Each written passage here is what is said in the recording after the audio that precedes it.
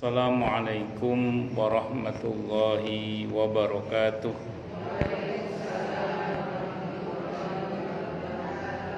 Bismillahirrahmanirrahim. Alhamdulillahi rabbil alamin.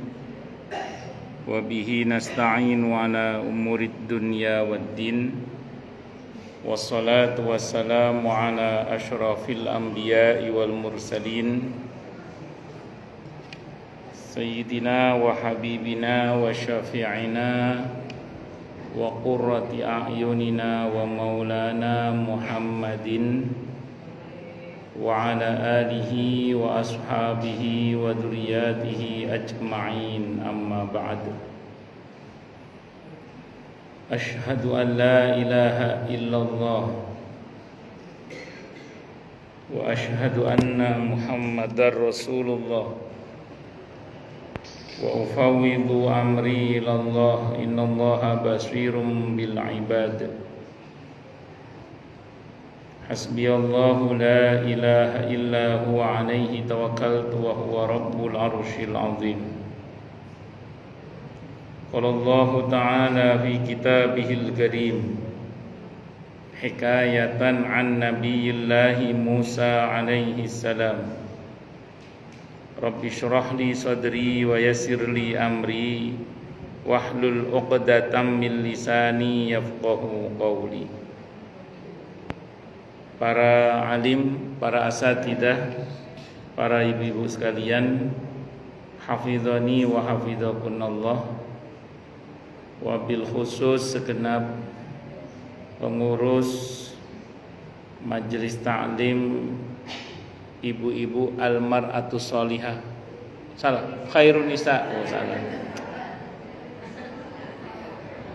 Yang semoga pengurusnya dan jamaahnya, wabil khusus Ibu Hajjah Siti Surtinah beserta pengurus yang lainnya dan jamaahnya, semoga selalu dalam naungan rahmat, barokah, perlindungan serta bimbingan Allah Subhanahu wa ta'ala.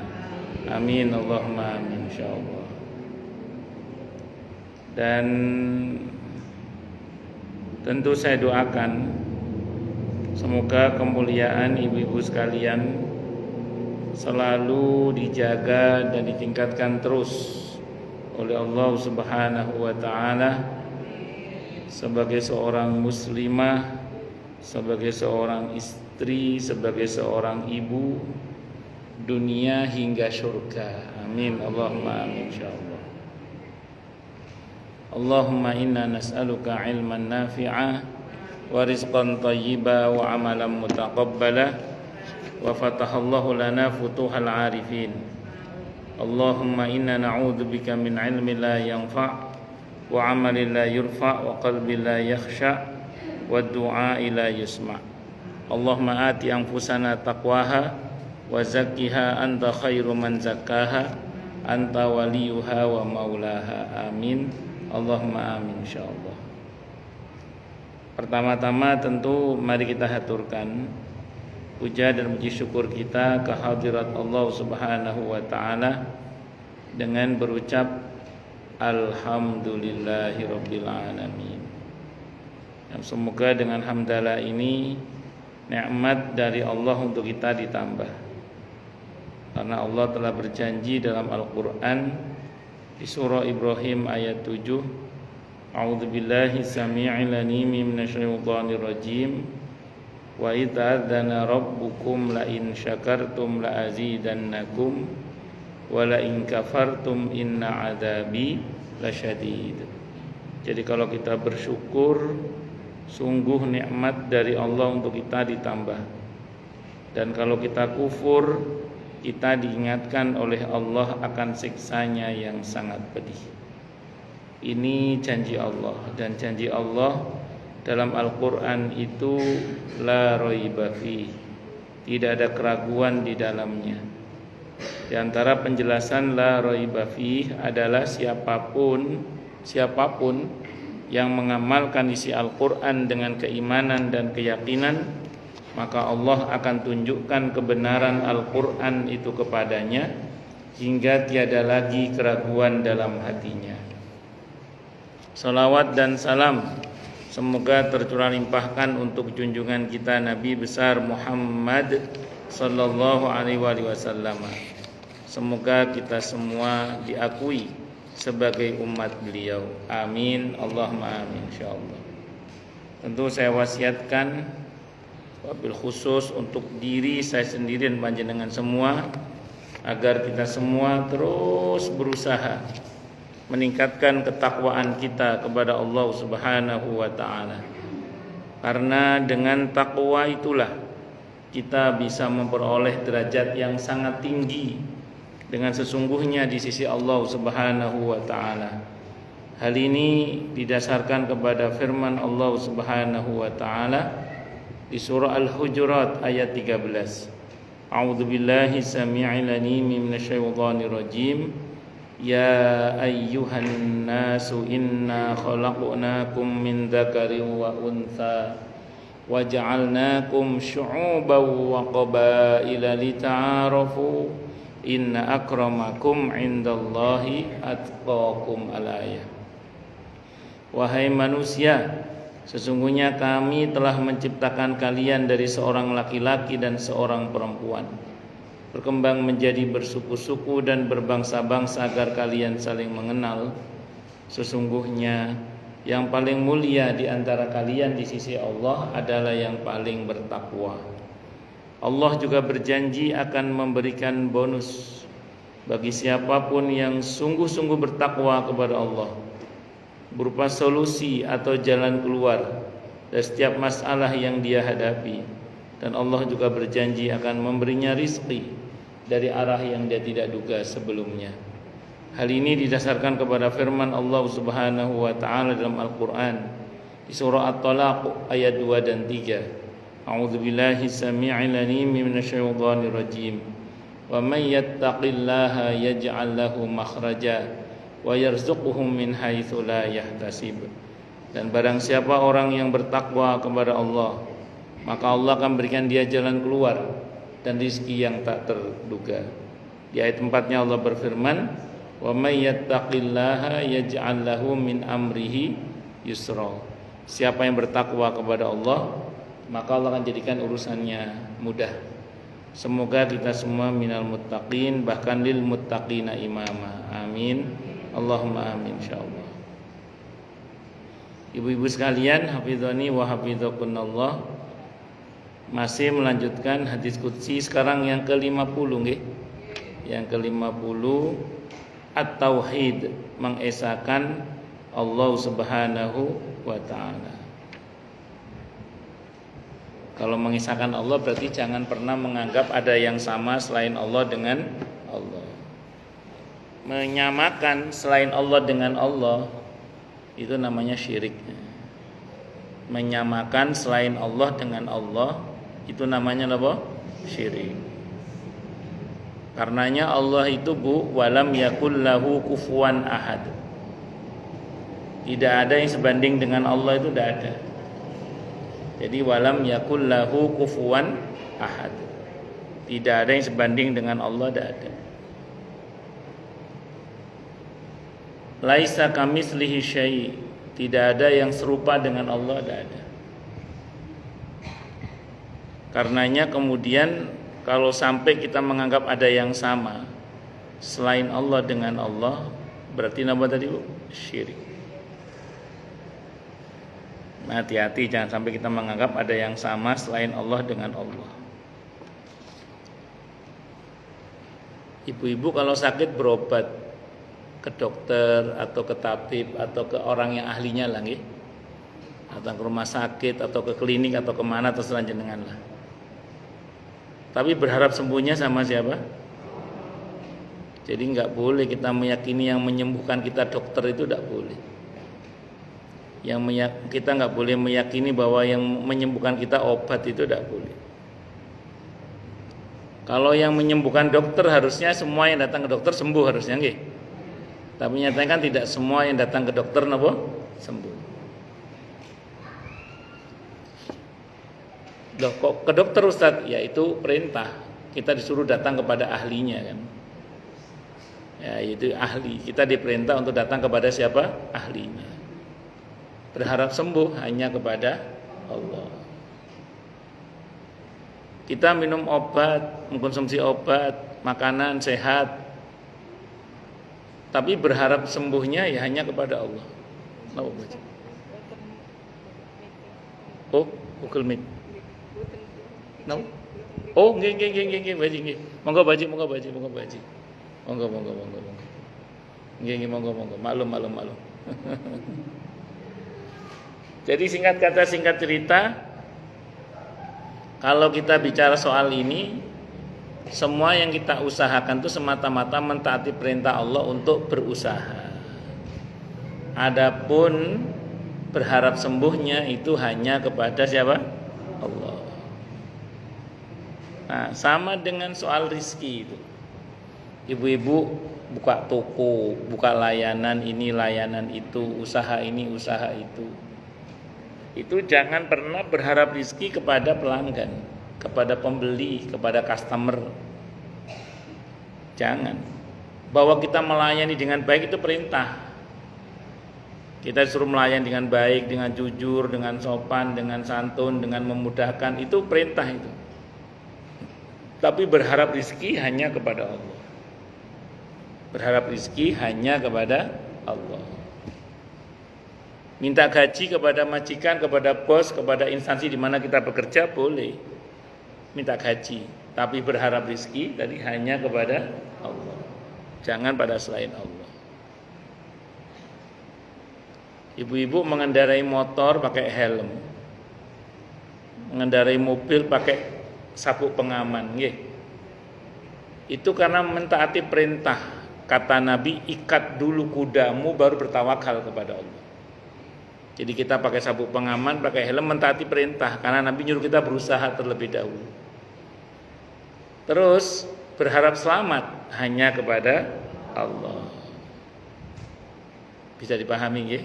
Karena Allah itu Allahumma antas salam wa minkas salam wa ilaika ya'udus salam fahayyina rabbana bisalam wa adkhilnal jannata darus salam tabarakta rabbana wa ta'alaita ya dzal jalali wal ikram. Itu seperti itu. Makanya tauhid itu maknanya ya tidak menduakan Allah. Mengesahkan Allah, tidak menduakan Allah. Tidak menganggap ada yang sama selain Allah dengan Allah. Karena Allah itu walam yakul lahu kufuwan ahad. Allah itu tidak ada yang sebanding dengan Allah, enggak ada. Laisa kamitslihi syai', tidak ada yang serupa dengan Allah. Tidak boleh kita menganggap ada yang sama selain Allah dengan Allah, itu tidak boleh. Makanya nanti kalimat tauhid itu la ilaha illallah. Yang intinya satu itu Bu, la ilaha illallah itu mengisbat Allah, menafikan makhluk. Jadi tidak ada, kalau terjemahan kasarnya ya, tidak ada Tuhan selain Allah, karena selain Allah bukan Tuhan, gitu aja lah. Itu kalau kita maknai lebih dalam, itu intinya itu tadi, mengisbat Allah, menafikan makhluk. Maksudnya apa? Kalau mau kita maknai lebih dalam lagi, tidak ada yang bisa menyembuhkan saya kecuali Allah. Tidak ada yang bisa menyelamatkan saya kecuali Allah. Tidak ada yang bisa memampukan saya kecuali Allah. Tidak ada yang bisa memudahkan saya kecuali Allah. Semuanya Allah, Allah, Allah, Allah. La ilaha illallah. Itu namanya isbat Allah, menafikan makhluk. Lah kita ini sejatinya kan ada karena diadakan oleh Allah. Kalaupun kita mampu karena dimampukan oleh Allah. Kalau kita saat ini bermanfaat karena kita masih diizinkan oleh Allah untuk bermanfaat. Maka minta kepada Allah agar kita ini dipakai untuk bermanfaat. Ngaten nggih. Itu seperti itu. Karena kita ini sejatinya bisa karena dibisahkan oleh Allah. Mampu karena dimampukan oleh Allah. Orang bilang kita hebat karena kita dihebatkan oleh Allah. Bahkan kita ini ada karena diadakan oleh Allah. La ilaha illallah. Isbat Allah, menafikan makhluk. Mengisbat Allah, menafikan makhluk.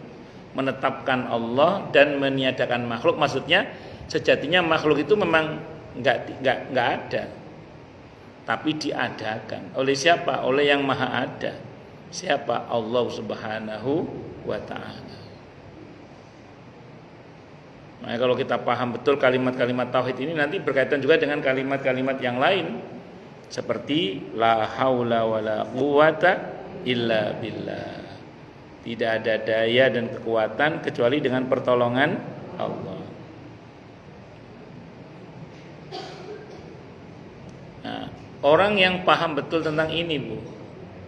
Orang yang paham betul tentang ini, dia di hatinya itu betul-betul insya Allah ya, tidak akan, dalam hatinya harusnya dia tidak akan berharap kecuali hanya kepada Allah, tidak akan bersandar kecuali hanya kepada Allah, tidak akan bergantung kecuali hanya kepada Allah. Di hati loh, hati. Adapun mata tetap melek, Bu, melihat sana melihat sini, kuping tetap mendengar cari informasi, mulut tetap bicara negosiasi, tangan tetap berbuat, kaki tetap melangkah. Artinya apa? Pengharapan hanya kepada Allah, bergantung hanya kepada Allah, bersandar hanya kepada Allah, itu tidak lantas menjadikan kita pemalas gitu loh. Dengan dalih kan semuanya Allah, ya udahlah kita nggak usah usaha. Ya namanya jabariyah, namanya fatalism. Tidak boleh begitu. Ahlus sunnah nggak begitu. Ahlus sunnah itu meyakini bahwa memang semuanya Allah memang. Cuman kita melihat pada dua sisi. Dari sisi Allahnya kepada kita yang maha kuasa atas segala sesuatu itu, terus sisi perintah Allah untuk kita apa gitu loh. Perintah Allah untuk kita apa gitu. Oh, Allah suruh kita berusaha, ya kita berusaha. Allah suruh kita berdoa, ya kita berdoa. Allah suruh kita dzikir, kita dzikir. Allah suruh kita sedekah, ya kita sedekah. Allah suruh kita silaturahim, kita silaturahim. Semuanya itu semata-mata mentaati perintah Allah. Karena memang betul-betul sejatinya betul-betul Allah semuanya memang sejatinya itu. Karena selain Allah itu sejatinya ya tidak ada. Karena kalaupun ada, kita kan ada, bukan ada tapi diadakan. Yang maha ada, yang sejatinya ada itu siapa? Allah. Itu baru di level yang mungkin baru di permukaan lah itu. Tapi kita tidak usah terlalu dalam lah. Di situ aja kita udah paham insya Allah nih.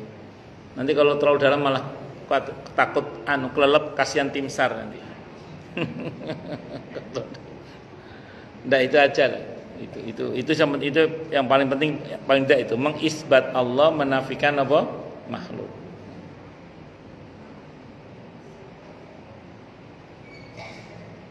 Nah, ulama-ulama kita itu kalau berdoa gitu, Bu, ya Allah, hamba-Mu banyak, sementara Tuhanku hanya Engkau ya Allah.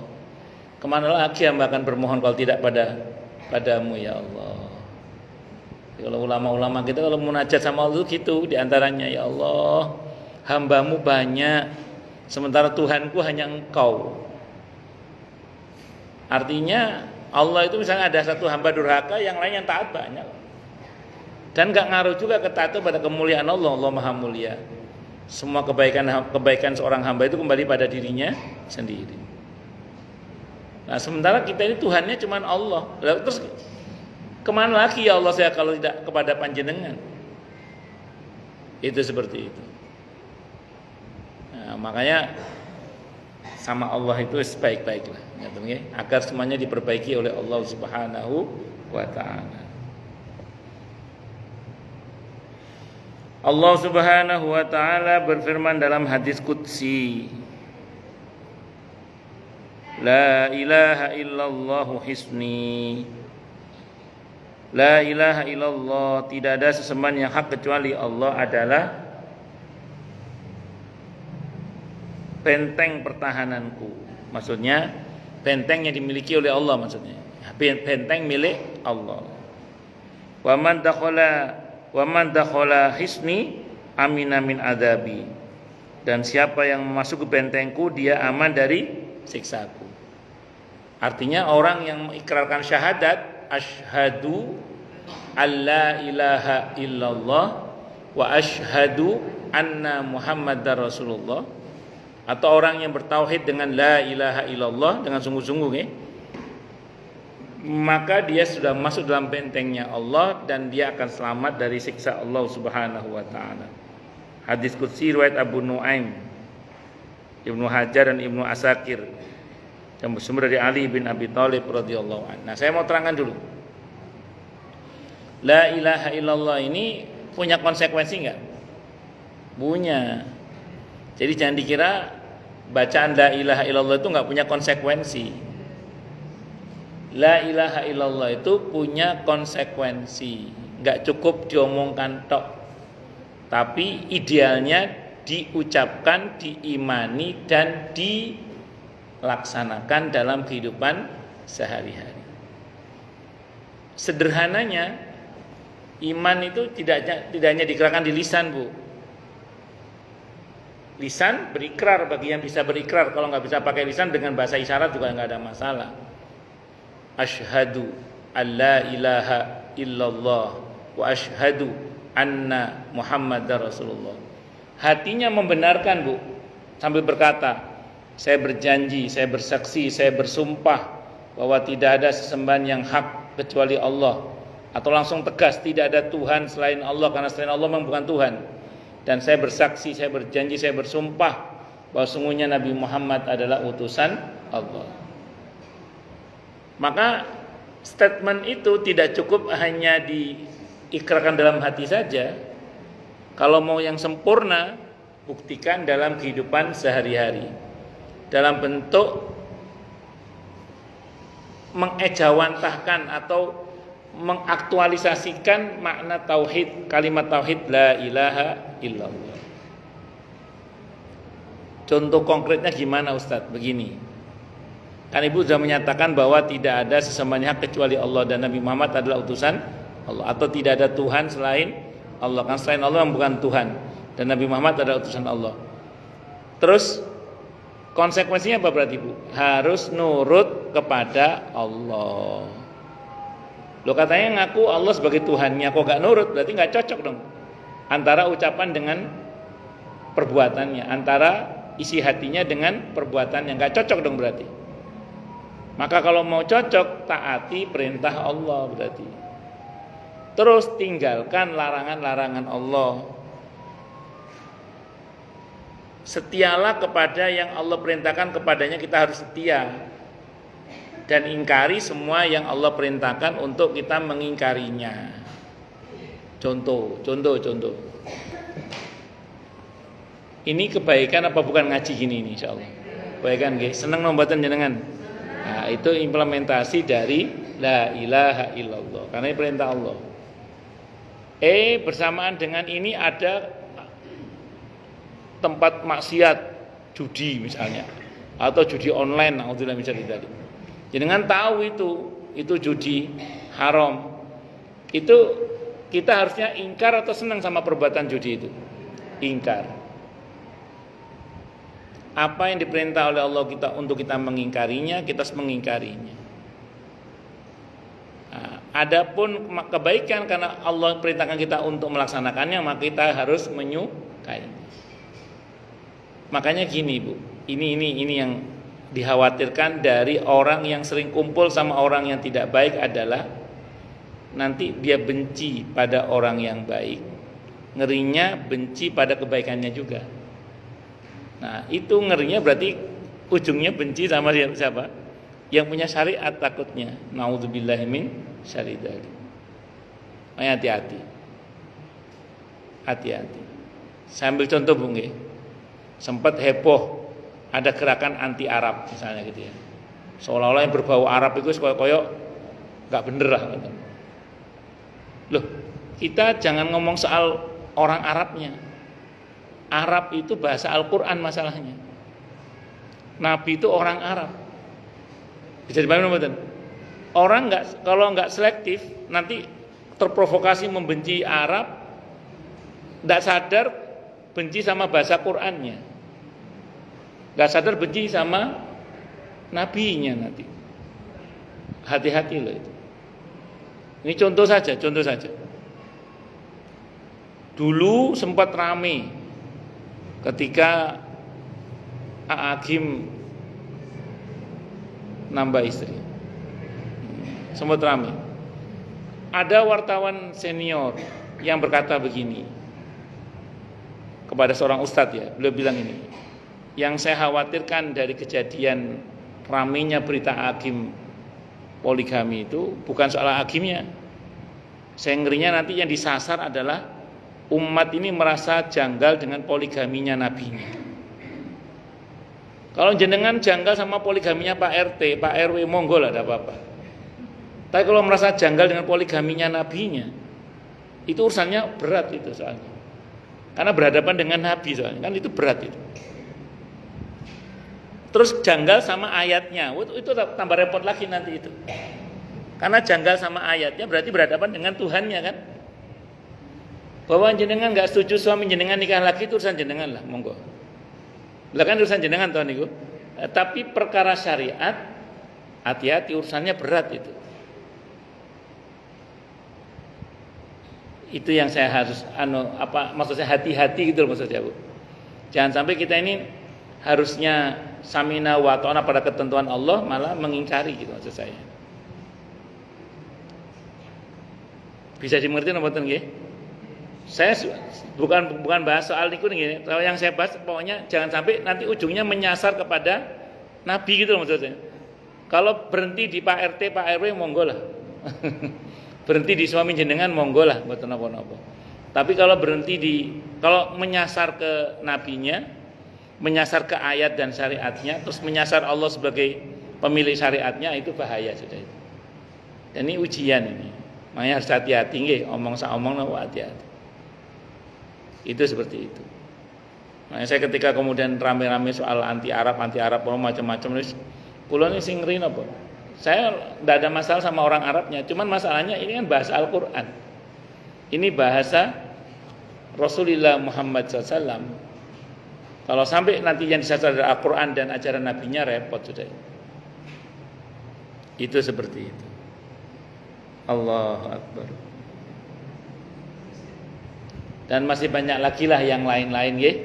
Yang lain-lain kita yang mesti waspada.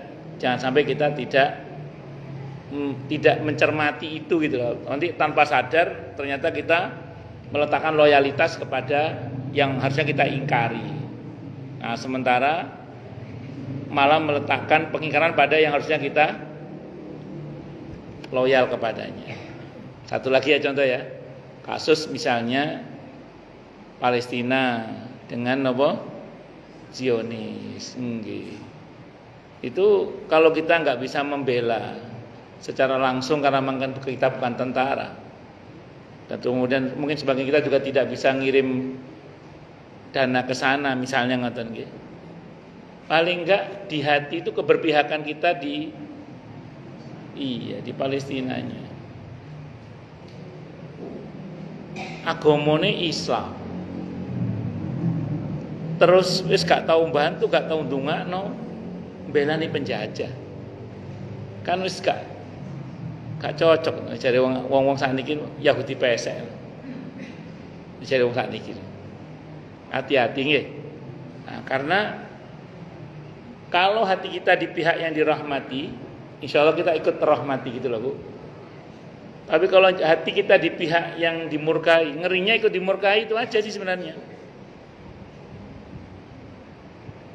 Ada sebagian orang itu berhitung hanya pakai kalkulasi politik internasional,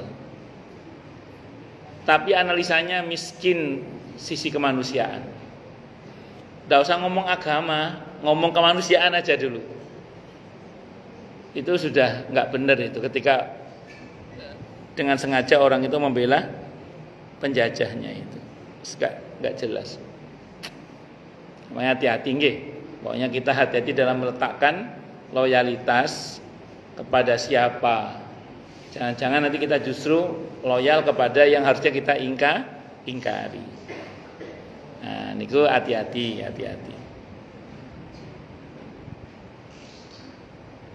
Allah Subhanahu wa taala memberitakan kepada kita dengan perantaraan lisan yang mulia Nabi kita Muhammad sallallahu alaihi wasallam bahwa apabila seseorang mengucapkan kalimat-kalimat tauhid, yaitu la ilaha illallah, dengan hati yang penuh ikhlas, penuh iman dan beriktikad dengan penuh keyakinan akan arti, maksud dan tujuannya, dan dengan cara yang khudu, patuh ya, niscaya dia telah masuk ke dalam benteng pertahanan milik Allah Subhanahu wa taala dan berbenteng dengannya dari segala macam kesulitan.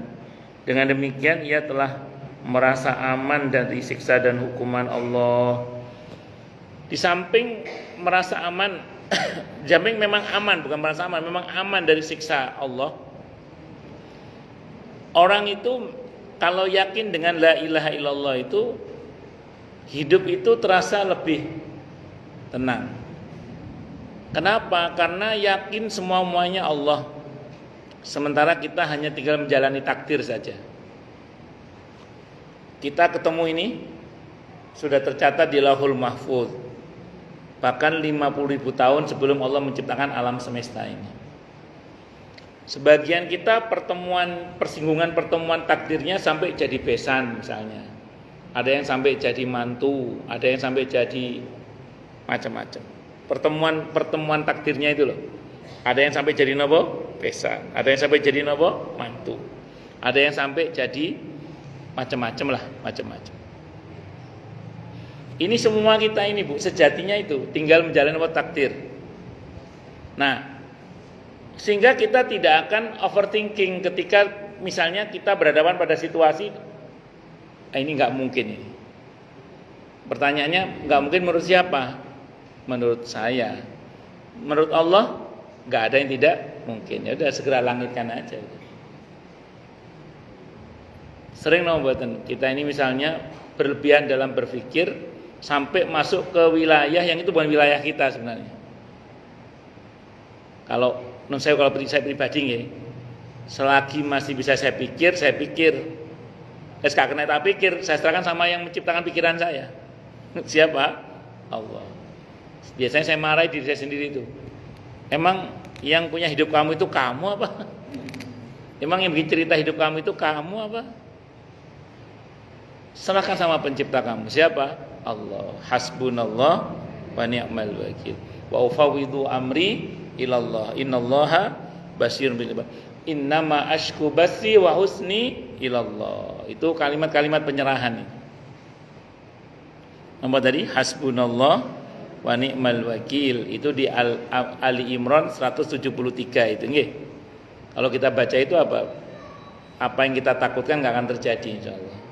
Malah kita dapat kebaikan-kebaikan. Ali Imran 173, faedahnya di 174-nya itu. Atau wa ufawwidu amri ilallah innallaha basirun bil ibad. Itu di surah Al-Mu'min atau Al-Ghafir surah ke-40 ayat 44. Manfaatnya ada di surah 45-nya.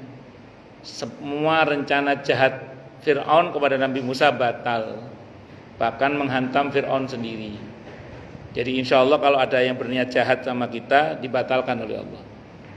Malah tidak jarang kejahatan itu menghantam diri mereka sendiri. Terus kemudian kalau kita baca innama ashku basi wa husni ilallah, hanya saja aku adukan kesedihanku hanya kepada Allah.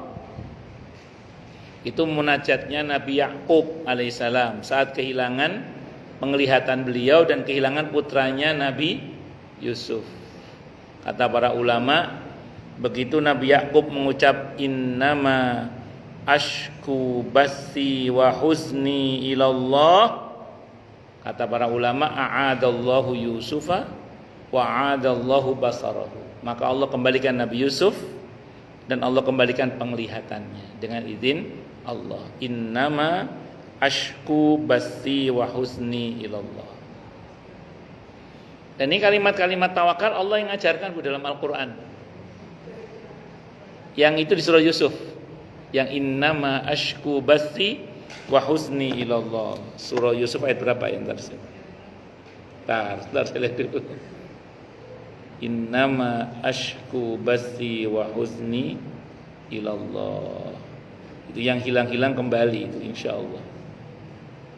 Innama ashku bathi wa huzni ilallah. Surah Yusuf ayat 86. Surah Yusuf ayat 86.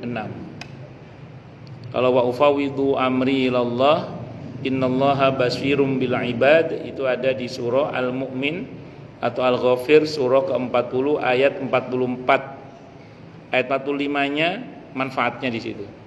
Yaitu semua rencana jahat Firaun batal, bahkan menghantam dirinya sendiri. Kalau hasbunallah wa ni'mal wakil itu ada di surah Ali Imran ayat 173, manfaatnya di 174. Fanqalabu bi ni'matin minallahi wa fadlin lam yamsasum su wattaba'u ridwanallah. Insyaallah yang kita takutkan gak akan terjadi. Kita sebagai manusia punya kekhawatiran gak, Bu? Ya, kekhawatiran itu kalau berlebihan tidak jarang akan menjelma jadi suudzon, buruk sangka kepada Allah. Kalau kita buruk sangka kepada Allah, pasti buruk yang terjadi pada kita, Bu. Nah, supaya tidak menjadi buruk sangka pada Allah, segera susul dengan harapan, dengan penuh penyerahan kepada Allah. Hasbunallah wa ni'mal wakil. Hasbunallah wa ni'mal wakil. Nah, kadang kita dihadapkan pada situasi di mana kita tidak mampu ya. Rasanya berat sekali. Kalau kata Nabi, suruh baca banyak-banyak, baca la haula wala quwata illa billah. Lengkapnya la haula wala quwata illa billahil aliyyil azim atau kama qala. Nanti ada hadis tentang la haula wala quwata illa billahil aliyyil azim atau la haula wala quwata illa billah, paling tidak itu. Nah, jadi itu kalau kita menghadapi situasi yang rasanya berat itu. Berat. Dan semua ini dijamin, Bu, asal kita yakin. Kalau enggak yakin, enggak ada manfaatnya. Wa kullu man lam ya'taqid lam yantafi'. Kalau enggak yakin enggak bermanfaat. Maka kita membaca semua tadi itu harus yakin. Yakin akan dijabah oleh Allah, yakin dengan pertolongan Allah. Yakin aja udah, yakin. Nah, memang saya sering bilang nggih, setan itu memang guaplei. Guaplei itu resek. Kadang bikin hati itu was-was. Begitu kita baca emang ngefek apa ya gitu. Kita jawabannya apa? Yo. Kan apa ya gitu. Karena kalau kita nggak yakin rugi, Bu. Saya itu pernah dengar ceramahnya Dr. Zaidul Akbar itu. Beliau pas bahas manfaat kunyit saat itu. Dok, kenapa kok saya udah minum kunyit tapi kok kurang nendang manfaatnya itu? Kata Dr. Zaidul Akbar itu ada dua unsur. Yang pertama, kalau herbal itu memang prosesnya agak lama. Ya. Yang kedua harus yakin, kata beliau. Kalau nggak yakin kurang bermanfaat. Harus yakin, kata itu yang ngomong dokter itu. Harus apa? Yakin. Nggak yakin harus yakin. Maka yakin maksudnya yakin kepada Allah gitu ya, bahwa insya Allah dengan ini dia akan disembuhkan oleh Allah. Yakin. Yakinnya kepada siapa? Allah. Wa kullu man lam ya'taqid lam yantafi. Kalau enggak yakinnya enggak bermanfaat. Saya kalau Dr. Zaidul Akbar cerita masalah manfaat itu saya senang dengerin. Tapi kalau udah ceramah bahaya nasi goreng itu akhirnya saya berhenti juga. Berhenti dengerin ceramah nanya itu. Kalau nasi gorengnya tetap makan. Bercanda. Bercanda. Tapi saya serius ini. Harus yakin nggih, harus napa? Yakin. Wa kullu man lam ya'taqid lam yantafi. Kuat-kuatan dengan setan, Bu. Kuat-kuatan dengan setan harus yakin. Hasbunallah wa ni'mal hasbunallah. Hasbunallah wa ni'mal hasbunallah. Semakin dibuat ragu, semakin dibuat yakin itu aja. Semakin diganggu, semakin dikuatkan keyakinannya. Wis ngoten mawon. Kita ini tiru-tiru Sayyidina Umar. Sayyidina Umar itu bangun malam, kata nafsunya, dah tidur malah bangun, sholat malam gitu. Ketika mau sedekah digoda sama setan, nanti kamu ini sedekah tetap keluar itu Sayyidina Umar itu. Pokoknya setan ngomong apa beliau sebaliknya. Nah, kata para ulama, lama-lama setannya capek juga itu. Udah jangan digoda nanti tambah baik dia. Itu kata para ulama itu. Pas bahas Sayyidina Umar. Kan Sayyidina Umar itu kata Nabi, hadisnya sahih itu. Umar, kamu kalau lewat di satu jalan, setan lewat jalan yang lain. Kenapa? Setannya capek. Orang Sayyidina Umar itu kalau digoda itu malah tambah baik dia. Lama-lama kata setan udah nggak usah diganggu nanti tambah baik dia. Ya, gitu. Allah harus yakin Bu ya. Dan Sayyidina Umar termasuk dikenal dengan ahlul yakin. Orangnya ahli yakin. Gitu. Allahu Akbar. Tidak perlu diragukan lagi apabila seorang telah dapat masuk ke dalam satu benteng pertahanan yang sangat kokoh, kuat, sudah barang tentu akan merasa aman dari serangan musuh dan terjauh dari mara bahaya. Apalagi bila dapat memasuki benteng pertahanan Allah Subhanahu wa taala, tentulah lebih merasa aman, tentram dan bahagia karena pemilik benteng dan penjaganya adalah Allah Subhanahu wa taala dan pencipta musuhnya. Jadi pemilik benteng adalah Allah dan Allah itu adalah pencipta musuhnya. Artinya kalau kita berlindung di dalam benteng Allah enggak usah khawatir, pasti aman. Dan itu benteng la ilaha illallah. Siapa musuh kita? Setan. Siapa musuh? Setan. Baik setan jin maupun setan manusia. Zikirnya la ilaha illallah supaya kita ini selamat lah. Karena setan itu target utamanya menggelincirkan orang dari la ilaha illallah. Setan itu target utamanya menggelincirkan orang dari la ilaha illallah. Maka dalam riwayat Siti Aisyah radhiyallahu anha, hadisnya sahih, kama qala ada dalam kitab At-Tadhkir Imam Al-Qurtubi, disebutkan orang kalau mau mati, iblis akan mengerahkan pasukannya dari bangsa jin untuk mendekati orang yang akan mati itu supaya orang itu berpaling dari la ilaha illallah. Hanya orang kalau lagi sakaratul maut didampingi oleh tim pentalkin yang dekat di telinganya supaya akhir ucapannya la ilaha illallah. Tapi kita jangan mengandalkan orang, Bu, jangan. Kita jangan punya pikiran, tenang, anak saya banyak soleh-soleh, santri saya banyak soleh-soleh, solihah, istri saya solihah, suami saya soleh, gampang nanti saya mati pasti ditalkin. Jangan. Kenapa? Pertama, memang tidak boleh berharap sama makhluk kan, berharap hanya kepada Allah. Bu, tidak jarang orang mati itu sendirian di tengah-tengah keluarganya. Di Bekasi Utara itu ada seorang kiai namanya Kiai Somuddin Mukhtar rahimahullah. Santrinya banyak, Bu. Putra putrinya banyak. Jamaahnya banyak. Beliau meninggal sendirian di dalam mobilnya. Ya insya Allah sih beliau orang yang baik ya, karena meninggal dalam keadaan habis pulang ngajar beliau. 12 jam baru ketemu, jenazahnya masih lemes, masih enggak kaku lah, alhamdulillah. Meninggal dalam mobil. Allahu Akbar. Artinya padahal santrinya banyak itu. Iya. Anak putra putrinya juga banyak. Allahu Akbar. Tapi meninggal sendirian. Ada jamaah saya nganter suaminya periksa di rumah sakit, sekarang nama rumah sakitnya Primaya. Saat itu masih global penyakitnya, rumah sakitnya di Kalimalang itu. Yang ada yang enak itu apa, makanan depan rumah sakit itu yang orang jam 2 sudah habis itu. Dimsum apa namanya? Siomay ya. Iya, siomay yang dimsum apa siomay, Bu? Dimsum gitu, yang enak itu, yang jam 2 habis itu ya. Saya cuma dapat ceritanya aja, belum pernah beli. Katanya jam 2 itu udah habis rebutan orang katanya. Lah itu pulang dari rumah sakit, ada sopirnya, ada istrinya di sampingnya, suaminya di sampingnya. Ngorok. Orang tidur ngorok kan biasa nggih. Ternyata meninggal. Coba, ada istrinya padahal, enggak sempat nalkin. Ada ibunya jamaah saya, pas pandemi kemarin itu, sedang mengalami sakaratul maut, ditelepon dokternya, minta tolong suruh nalkin. Ternyata yang tugas saya itu tuh non muslim, susternya non muslim juga, sedang tidak ada petugas muslim itu. Ya artinya gini maksud saya, kadang ada situasi-situasi seperti itu, padahal kita ini kan pengen akhir ucapan kita adalah la ilaha illallah. Berarti apa Bu?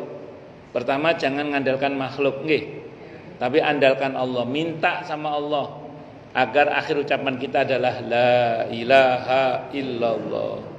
Yang kedua, usaha, ringankan lisan dan hati untuk mengucap la ilaha illallah. Kenapa kau dengan hati? Karena kalau cuma mulut tok ngerinya nggak ngefek Bu. Kalau cuma mulut tok ngerinya nggak ngefek. Saya pernah baca mungkin pernah saya ceritakan. Kalau bosan bilang cut, nanti saya cerita yang lain. Di media sosial itu saya pernah baca sebuah cerita tentang seorang kiai yang punya burung beo itu loh Bu. Burung beonya itu tiap hari ngucap la ilaha illallah.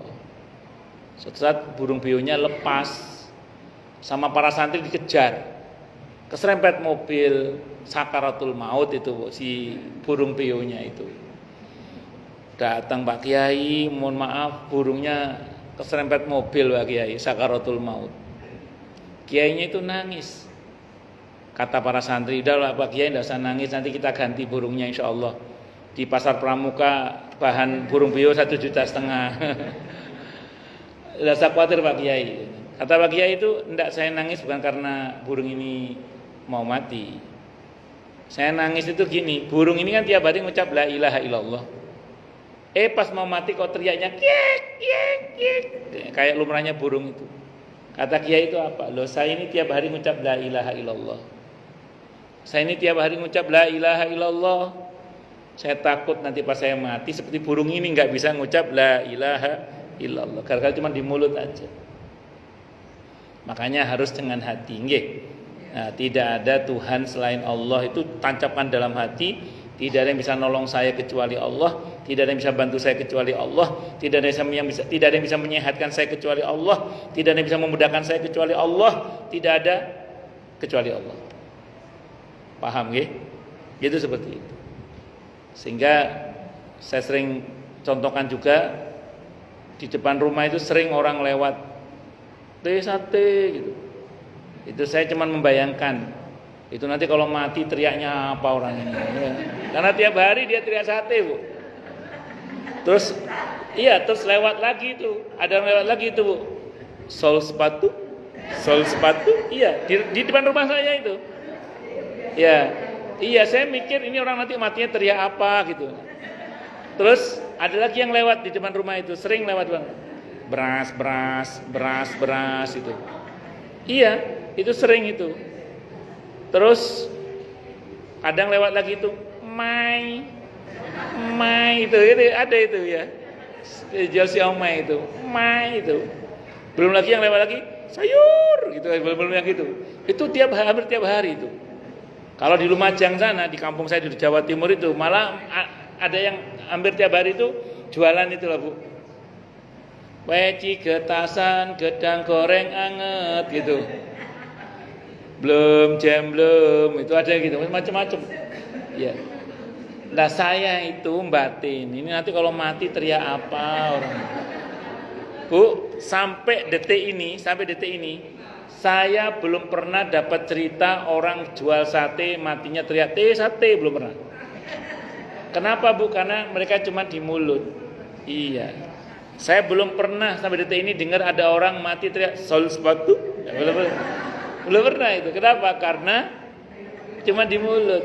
Tapi kalau ada orang mati teriak nomor berapa yang keluar itu, zaman dulu ada namanya SJSB Porkas, nombok itu, atau sekarang togel, itu teriak nomor berapa yang keluar, itu saya masih pernah dengar ceritanya itu. Termasuk juga orang ketika mau mati, saya pernah dengar langsung soalnya itu. Yang lain sibuk mendoakan, yang saya dengar malah apa? Bir. Oh, rupanya yang mau mati ini ahli topi miring, ahli paloma, ahli ya kebangsaan eksesif, pil koplo, pil gendeng, pil goblok dan macam-macam tadi itulah. Jadi artinya yang sepenuh hati itu kalau nggak kebaikan bahaya loh, itu hati-hati. Makanya usahakan yang nun sewu nggih, yang sepenuh hati ini yang baik-baik. Nun sewu, saya punya jamaah di keluarga itu ada seorang ibu yang sudah pikun. Tapi si ibu ini refleksnya bagus. Jadi beliau sudah lupa sama suaminya, sama anaknya udah lupa, udah pikun betul, udah sepuh beliau. Tapi saya saksinya. Kalau ada kajian di rumah beliau, jamaah saya itu, kalau sang ibu keluar itu anak-anaknya nggak malu. Kenapa? Beliau keluar kamar sudah rapi pakaiannya. Refleksnya bagus. Terus seneng pakai kalimat thayyibah, astagfirullah, alhamdulillah, masya Allah gitu. Pokoknya ngomongnya baik. Terus dermawan orangnya. Jadi walaupun pikun tuh kalau ada kue belum makan, ayo nak dimakan, ayo dimakan gitu. Padahal pikun, tapi refleksnya bagus. Tapi saya juga pernah tahu ada orang dari Bangil. Kalau tadi itu keluarga dari Riau. Kalau ini dari Bangil. Bangil Pasuruan, Jawa Timur. Itu juga sama punya ibu. Maaf, pikun juga sama. Cuman kalau yang ini, kalau ibunya keluar, anak-anaknya malu. Kenapa? Misah-misuh, memaki-maki. Pakaiannya tidak terjaga. Nauzubillahi min syarri dzalik. Nah, itu baru ngomong pikun, belum ngomong sakaratul maut. Miliki kebiasaan yang baik yang sepenuh hati nggih. Terutama tadi la ilaha illallah. La ilaha illallah. Saya kira ini bisa saya sampaikan, semoga bermanfaat. Nggih, monggo silakan. Yang mau tanya, protes, marah boleh silakan. Monggo silakan. Kalau ada. Kalau nggak ada berarti jelas semua atau tidak jelas semua. Monggo silakan. Nggih, monggo Bu Isna. Kenapa? Oh nggih. Bagus.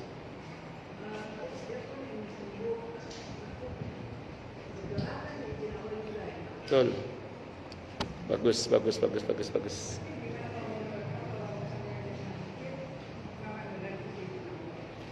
Bagus, sudah. Nggih, maka prinsip dulu nggih Bu Isna nggih. Prinsip dulu bahwa tidak ada hal yang terjadi di muka bumi ini kecuali semuanya sudah atas izin dan sepengetahuan Allah. Itu betul, tidak salah. Ini prinsip dulu. Tapi di Al-Qur'an itu ada arahan begini, Bu Haji. An-Nisa 79. Surah An-Nisa 79. Kata Allah gini, ini kata Allah, arahannya gini. Ma asobaka min hasanatin faminallah wa ma asobaka min sayyi'atin famin nafsik. Apapun yang menimpa kamu dalam bentuk kebaikan, katakan dari Allah. Tapi kalau yang buruk-buruk, katakan salahmu sendiri. Nah, jadi hakikatnya Bu Haji, memang semuanya itu tidak akan terjadi kecuali atas izin dan sepengetahuan Allah. Tapi kalau kita bicara salah siapa, itu salah kita. Karena Allah nggak mungkin salah. Sambil contoh misalnya, ada orang makan sate kambing habis 100 tusuk. Wah, akhirnya tensi darahnya naik, kolesterolnya naik. Ya sudah takdir Allah lah saya sakit. Ya memang takdir, tapi ya salah. Kenapa kok makan sate kambing, nopo habis nopo? Nah, jadi kadang kita mesti muhasabah, ini salah saya di mana? Mungkin di mana salahnya itu ditaubati dan diambil pelajaran. Tapi jangan salah loh, ada orang itu sudah sangat berhati-hati tapi masih sakit juga. Itu berarti apa? Ada kehendak di luar kehendak kita. Supaya kita tidak sombong, supaya kita kembali pada Allah dan bermohon kepada Allah. Sambil contoh gini, saya masih ingat itu, zaman Pak Harto,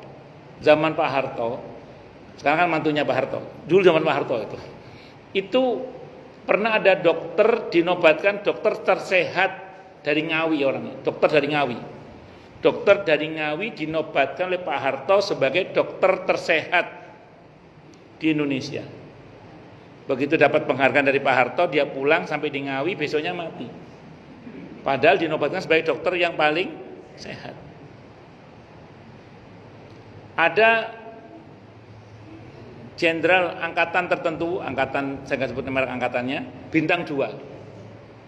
sangat menjaga kesehatannya, badannya gagah, sehat, cek ke rumah sakit rutin. Pas periksa ada tabung yang meledak, ada beritanya itu, mungkin Anda masih ingat, yaitu beliau sedo di situ. Artinya memang ada kehendak di luar kehendak kita, Bu Haji. Nah, yang penting tugas kita sekarang adalah, ya Allah, apapun yang Kau takdirkan untuk hamba terima. Nah, terus setelah itu kita mentaati perintah Allah untuk berusaha, termasuk berdoa, berzikir, bersedekah, menerima dan seterusnya. Karena sebenarnya ya, takdir itu semakin kita tolak, semakin sakit rasanya. Jadi takdir itu yang betul diterima, terus kita berproses mentaati perintah. Setelah itu kita serahkan semuanya kepada Allah.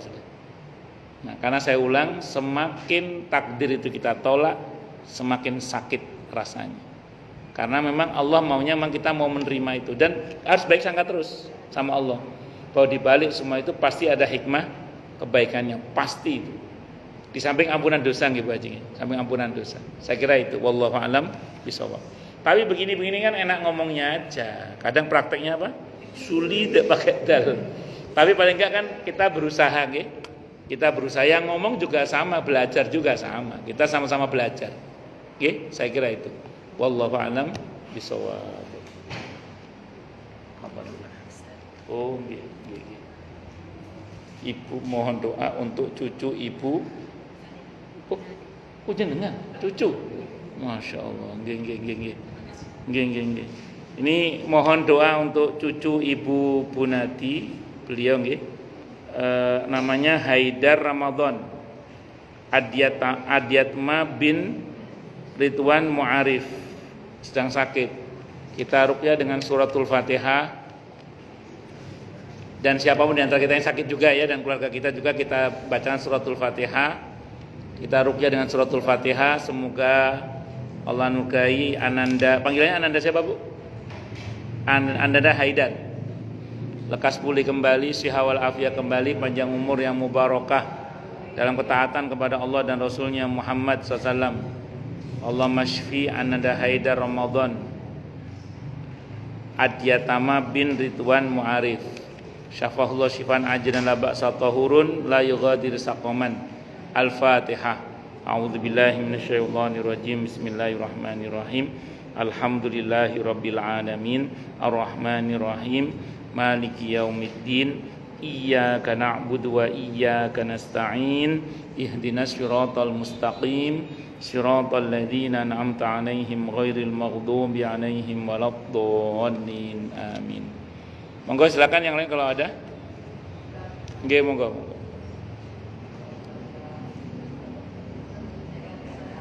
Nggih.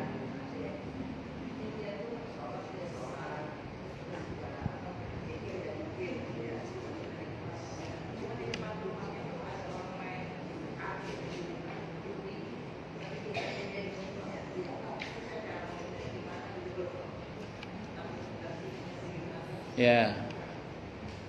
Pertama, kalau itu judi beneran atau cuman main aja itu? Oh, main aja gitu ya. Gini. Bener gak ada uangnya? Bukan judi beneran ya. Cuman orang nongkrong gitu ya, kongko gitu ya. Ya. Tapi nggak ada judi beneran ya. Oke. Berarti itu namanya orang bergadang ya. Habis maghrib nggak. Oh, begitu ya. Terus ya. Nah, gini. Satu sisi memang orang nongkrong seperti itu memang kurang bagus. Tapi di sisi lain ada fungsi sosial yang mungkin kita orang yang tidak nongkrong itu nggak bisa bantu, tapi mereka bisa bantu. Contoh, kalau ada begitu, kalau ada orang misalnya kecelakaan, yang bergerak pertama siapa biasanya? Orang begitu itu kan? Ya, jadi mereka juga punya fungsi sosial. Selama tidak maksiat ya. Kalau maksiat nanti beda bab lagi, berarti ada kemungkaran yang mesti kita. Selama mereka hanya kongko saja, didoakan sajalah dalam hati, semoga dia diberi hidayah oleh Allah. Kalau mau dakwah kasih sesuatu, dia dibaikin dulu aja.